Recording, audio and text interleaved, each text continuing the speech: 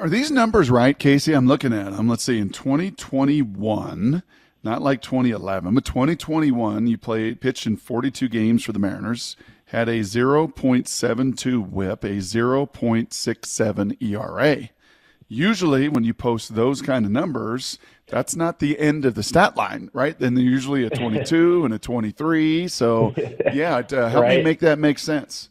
Well, I think obviously I missed 22 because of the surgery. That really kind of took a toll on everything. I think in this game, especially as a reliever, injuries can really kind of change the trajectory of things because it is such a high rate of turnover. I also think that, with the setback that I had at 23, just the body of work that I was able to get was so small that I think there might have still been a little bit of concern of like, okay, is he healthy? All these kind of things, which, I feel great, but, like I said, I kind of went about this offseason a little wrong. I got a little frustrated and just kind of mentally and emotionally kind of, took a back seat, I guess, and was struggling a little bit. And it took me a while to kind of realize like, okay, this isn't working. Like you just need to get back into it, and then by that time, I think it kind of ran a little too late into the season. What do you mean? You mean when you We say live, you we live didn't and handle learn. it right, Casey? Do you mean like the way you were working out or the way you were approaching like the organizations? What do you mean?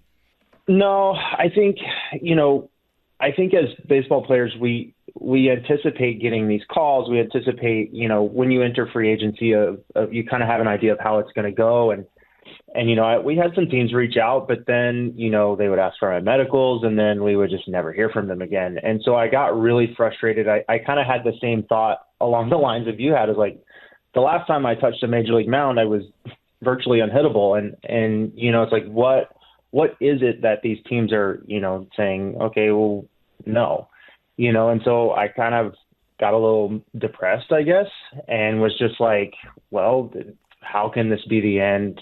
All this kind of stuff. And, I kind of just said, screw it. If nobody wants me, then I'm just going to kind of move on. And then it kind of hit me like, no, like I'm not ready to move on yet. I still want to play this game. I love this game. I want to, continue what I had in 2021. And then, by the time I came to that realization and got right mentally and started getting right physically at that point, it was just, I think just kind of too late. But, I'm excited for the future. I'm going to keep training. I'm going to keep throwing. I'm going to keep, doing things to make sure that, if the opportunity does arise that I'm ready. And, I think that's something that, you look back on, you're like, dang, like it was really kind of immature and childish. And, but at the same time, I was going through that in my own way.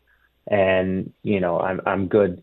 I'm good now. So that's kind of that story. From everything I've heard, I've obviously never played sports at that high a level, but talking to so many different athletes over the years that have and have been forced to confront what it looks like as the game is telling them maybe not exactly what they want to hear in that moment. I don't think there's such thing as immaturity. I think it's just trying to figure out your own life and trying to deal with a really major Yeah. change in something that you had given your entire life to. And we've learned so much more here. And I know you know this as well as anyone about mental health.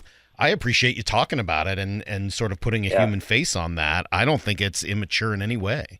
Well, I appreciate that. I really do. And yeah, it was really hard. I think, and we addressed it a little bit in the first episode of Dirt on the Diamond. It was hard to kind of like navigate that. And, yeah, looking back, maybe I should have done it a little differently, but yeah, you're right. That was my way of handling it. That was what I felt like I needed to do. And, looking back on that, I'm like, man, like I learned a lot about myself during that time. I learned a lot about, me and where I stand as far as, my mental health and things like that and what I needed to get right. And, it's made me a better husband, a better father, and to go through that and to have the support of my wife through that whole time. And even still now, it's been really, really crucial. And, I'm excited for whatever the future looks like, whether that is, real estate, which I hope that is a part of it, or whether that is